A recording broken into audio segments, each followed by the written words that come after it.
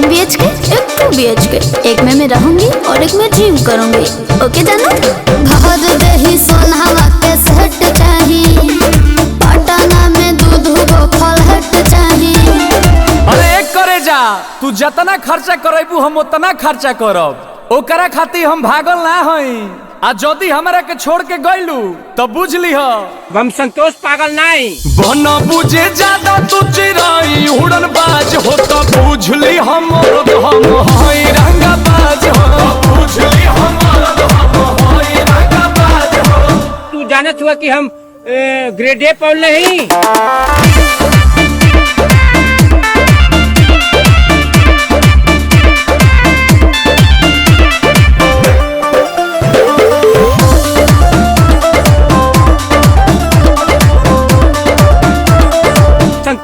संतोष पागल नहीं। पहला बच्चों हीरो जाना के खर्चा जितना हमसे करही बेरे, तोरा से बेसी हम ले ले बानी सीछा, पीछा छोड़ा नहीं पई बेरे। अच्छा के प्यार में हिसाब ना करो, माहौल खराब ना करो, बुझलो? अरे एक करे जा, जितना तोहरा से रात में बात कइले बानी न उतना केहू औरी खाती जागल ना है। लेकिन जदी तू हमार दिल तुरलू तो बुझ लीह हम संतोष पागल नहीं। बना बुझे ज्यादा तू चिराई उड़न बाज हो तो बुझ ली हम हई रंगा बाज हो। बुझ ली हम हई रंगा बाज हो। मारम ना एक फट की एको भाषा ना बोलबा कोनो विषय में। हई रंगा बाज हो, हई रंगा बाज हो।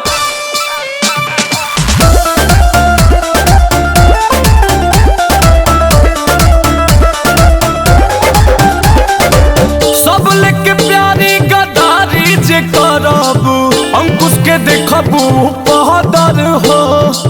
मन पुना बात औकात पे ले आ दे, लव में हो जाला मर्डर हो। मारम ना एक फट में लगवा लो फेंका। किलारू झूठे इंग्लिश पढ़बा हो, कहीं के कुछ ना खड़बा हो, हवा बनाओ तारो। अरे एक करे जा, हम बरसी ना खाली गरजे वाला बादल ना होई। आ जदी हमरा के छोड़ के गइलू तो बुझ लीह हम संतोष पागल नहीं। बना बुझे ज्यादा तू चिराई उड़न बाज हो तो बुझ ली हम हई रंगा बाज हो। बुझ ली हम हई रंगा बाज हो। तू जानत हुआ कि हम ग्रेड ए पढ़ नहीं, पोल नियर खड़ा हो जेबे।